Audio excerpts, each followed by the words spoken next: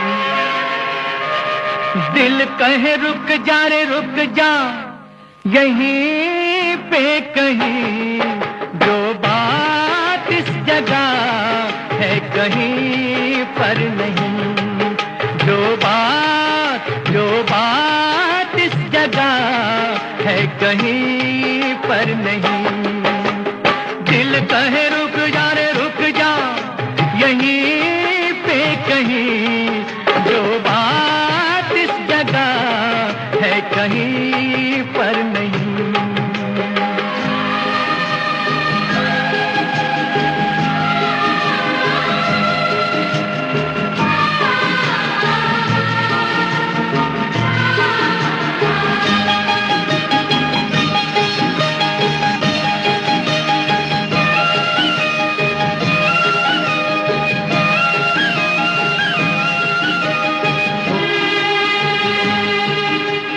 पर्वत ऊपर खिड़की खोले, झांके सुंदर भोर, चल पवन सुहानी, नदियों के ये राग रसीले, झरनों का ये शोर, बहे झर झर पानी।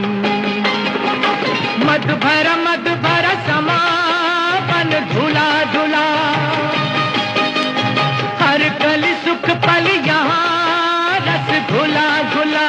तो दिल कहे रुक जा रे रुक जा, यहीं पे कहीं, जो बात इस जगह है कहीं पर नहीं, जो बात इस जगह है कहीं पर नहीं।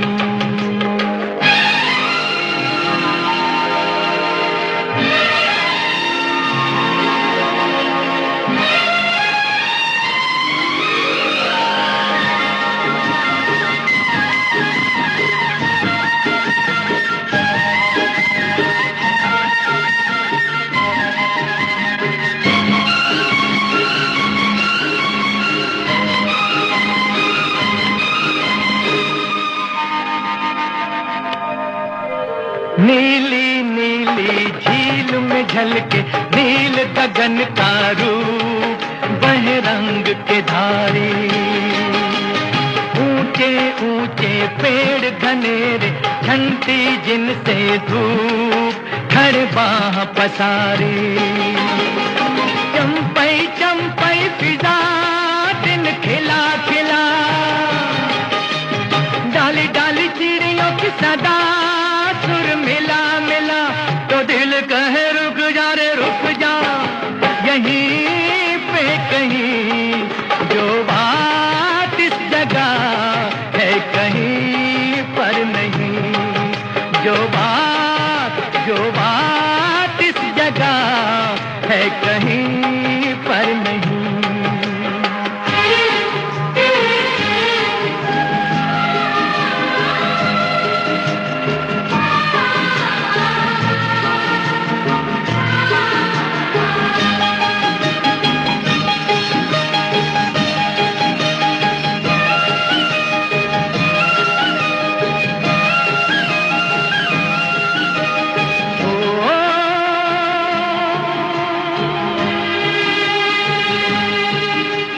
परियों के ये जमघट जिनके फूलों जैसे गाल, सभी शोक हठीली, इनमें है वो अल्लड़ जिसकी हिरनी जैसी चाल, बड़ी छैल छबीली। मन चली अदा छप जवा जवा, हर घड़ी चढ़ रहा नशा, सुध रही कहाँ। तो दिल कहे रुक जा यहीं पे कहीं, जो बात इस जगह है कहीं पर नहीं, जो बात इस जगह है कहीं पर नहीं।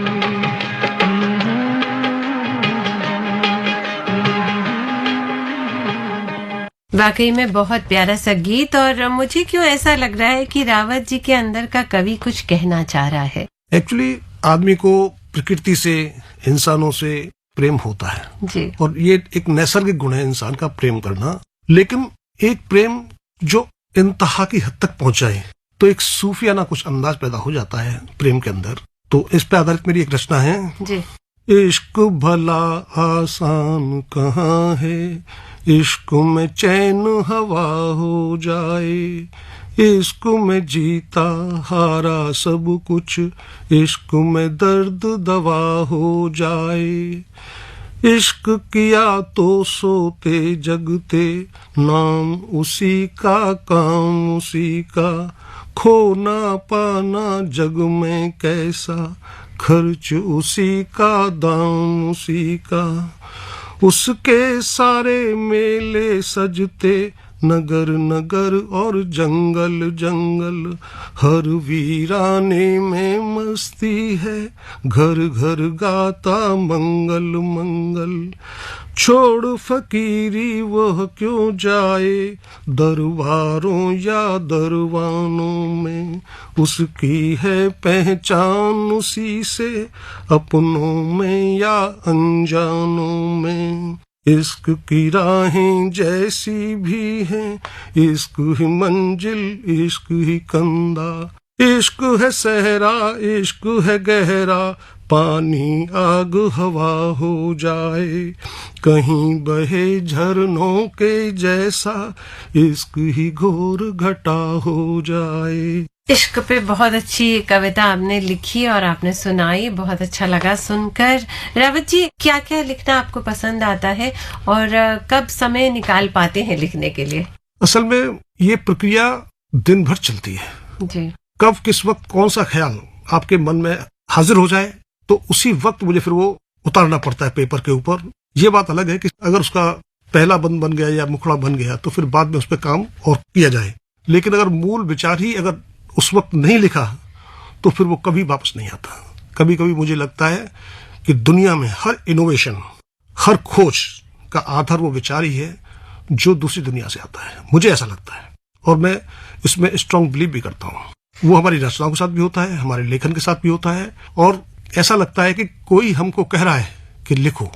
ये मैंने कई बार अनुभव किया है, इसीलिए मैं लेखन को या जो भी नए आविष्कार होते हैं उनको, उसके पीछे कुदरत का बहुत बड़ा हाथ मानता हूँ कि किसी विशेष व्यक्ति के माध्यम से जैसे प्रकृति अपना कुछ कहना चाहती है, वो सब चीजें प्रकृति में पहले से इनबिल्ट लगती हैं मुझे। तो ये मेरा व्यक्तिगत अनुभव ऐसा ही है। चलिए, आपने बहुत अच्छी अच्छी बातें कही हैं। अब एक म्यूजिकल ब्रेक बनता है, एक गाना सुन लेते हैं। जरूर। ना मुंह छुपा के जियो और न सर झुका के जियो। जी जी जी। फिल्म हमराज का गीत है आपकी पसंद पे, जैसे आपने जिक्र किया था, इसे सुन लेते हैं। जी जी, बहुत शानदार गीत है।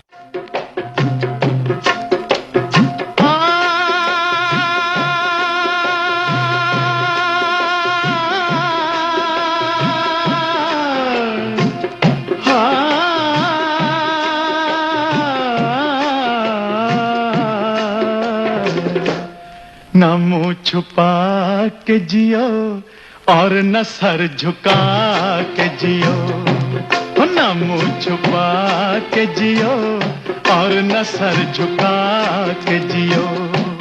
गमों का दौर भी आए तो मुस्कुरा, मुंह छुपा के जियो और न सर झुका के जियो।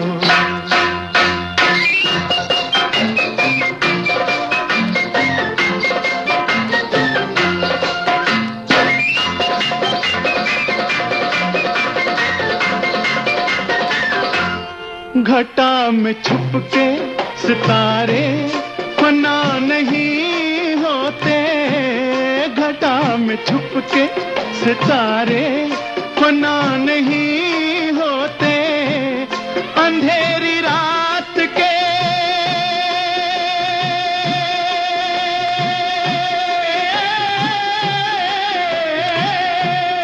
अंधेरी रात के दिल में दिए जला के जियो, न मुंह छुपा के जियो और न सर झुका के जियो। गमों का दौर भी आए तो मुस्कुरा के जियो, न मुंह छुपा के जियो और न सर झुका के जियो।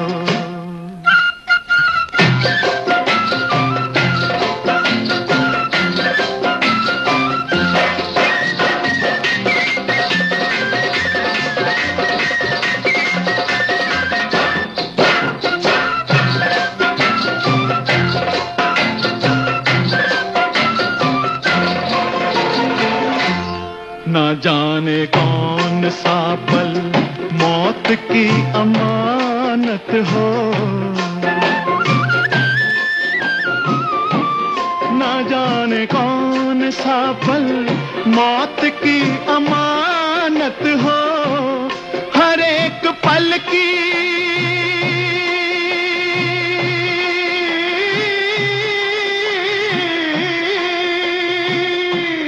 हर एक पल की खुशी को गले लगा के जियो, न मुंह छुपा के जियो और न सर झुका के जियो।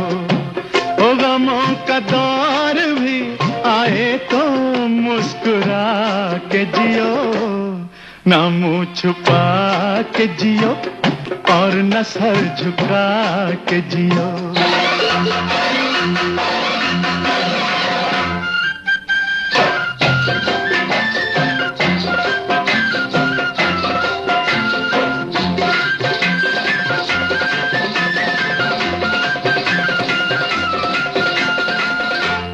ये जिंदगी किसी मंजिल पे रुक नहीं सकती, ये जिंदगी किसी मंजिल पे रुक नहीं सकती, हर एक मकाम से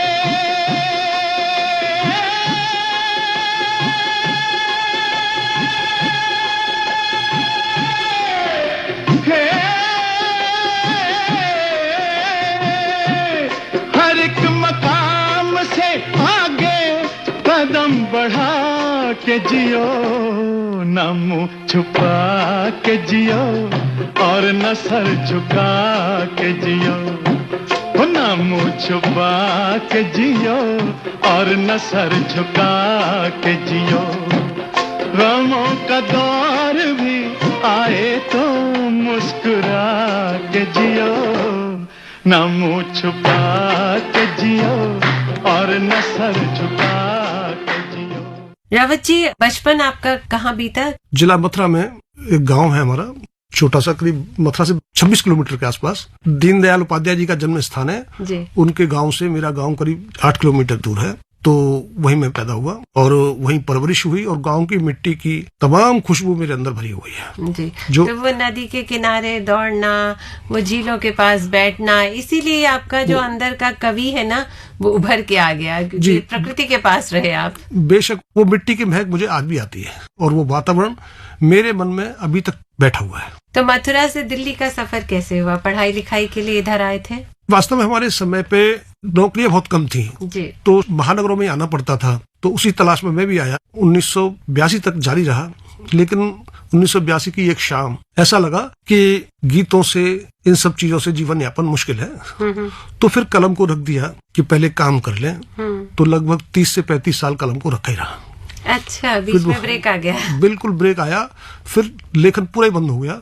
फिर 2011 में जब अपनी पारिवारिक जिम्मेदारियों से मैं मुक्त हुआ तो वापस एक दिन वो झरना फिर बह पड़ा।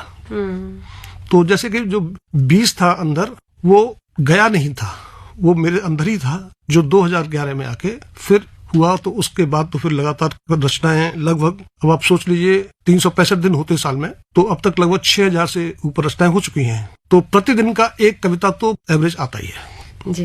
कुल मिला के यूँ कह सकते हैं रावत जी की एक परत थी जो ऊपर पड़ गई थी, उसे धीरे से हटा दिया और फिर वापस वही कवि मन जो है वो वापस वही आ गया, चंचल मन वापस आया और फिर आपकी कलम चलने लगी। और अब तो शॉर्टकट हो गया है, अगर आप कलम और कागज नहीं रखते हैं तो भी आप उसे ले करके और मोबाइल पे लिख लेते हैं। जैसे आप कहीं घूमने गए तो कुछ गए, तो इस पे भी चर्चा करेंगे, लेकिन उससे पहले आपकी पसंद पे एक गाना सुन लेते हैं।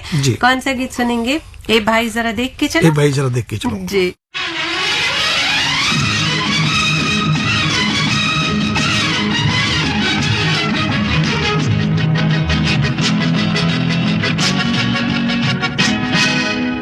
ए भाई जरा देख के चलो, आगे ही नहीं पीछे भी, दाएं ही नहीं बाएं भी, ऊपर ही नहीं नीचे भी। ए भाई जरा देख के चलो, आगे ही नहीं पीछे भी, दाएं ही नहीं बाएं भी, ऊपर ही नहीं नीचे भी। ए भाई तू जहां आया है वो तेरा घर नहीं, गली नहीं,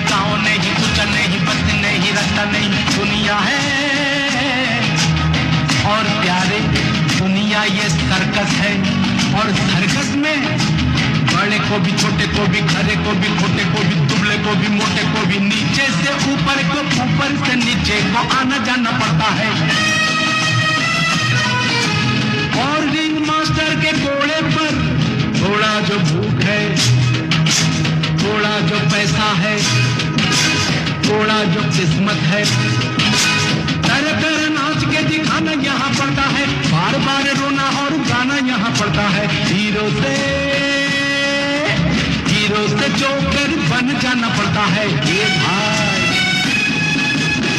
भाई जरा देख के चलो, आगे ही नहीं पीछे भी, दाएं ही नहीं बाएं भी, ऊपर ही नहीं नीचे भी। ये भाई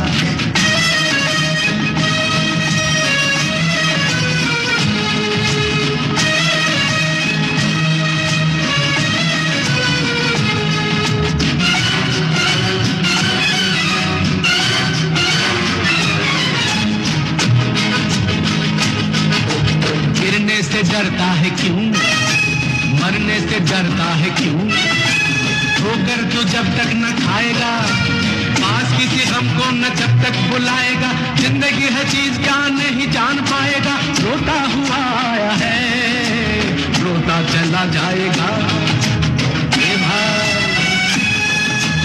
ए भाई जरा देख के चलो, आगे भी नहीं पीछे भी, दाएं भी नहीं बाएं भी, ऊपर ही नहीं नीचे भी। ये भाई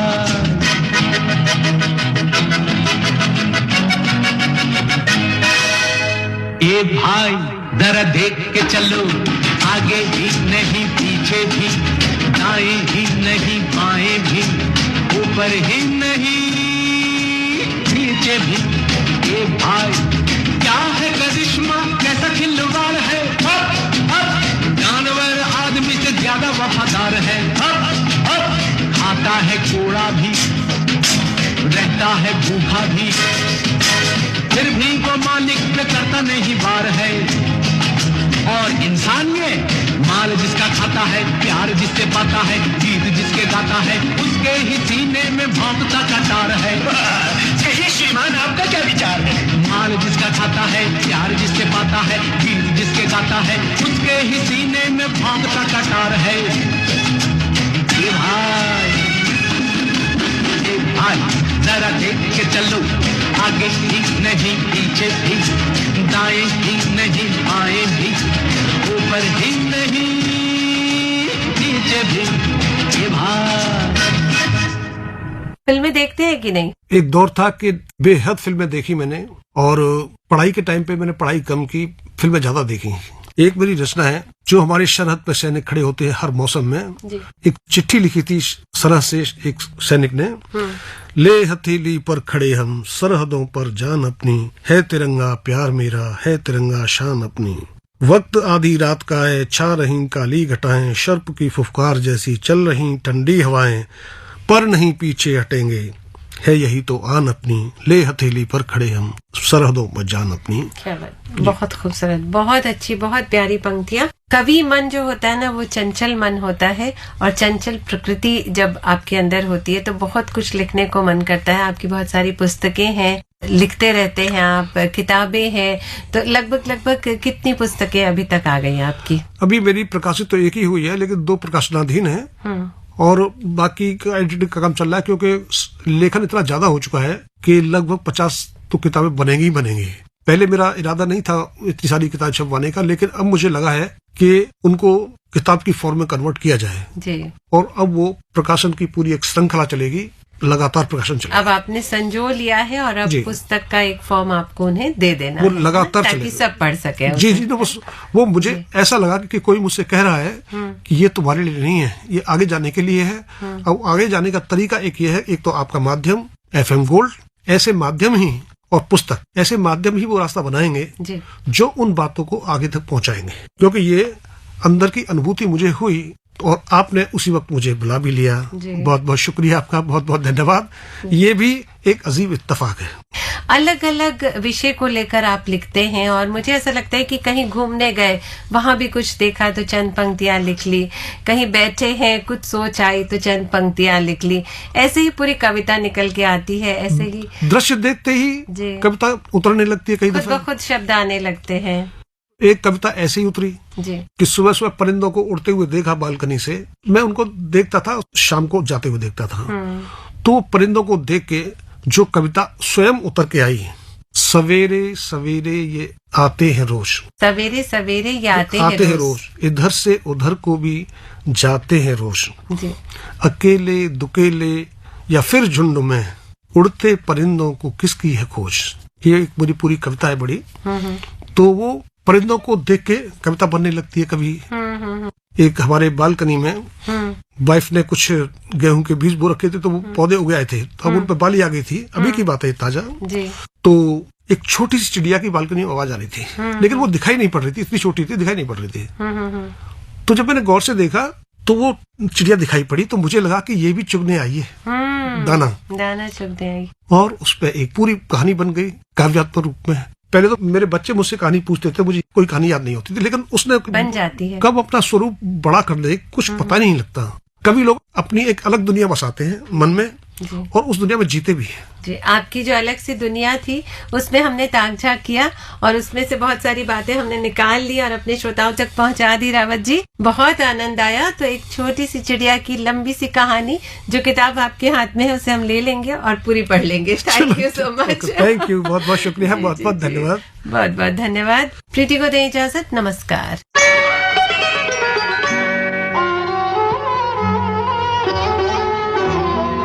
छू लेने दो फूलों को, इनायत होगी, इनायत होगी, वरना हमको नहीं इनको भी शिकायत होगी, शिकायत होगी।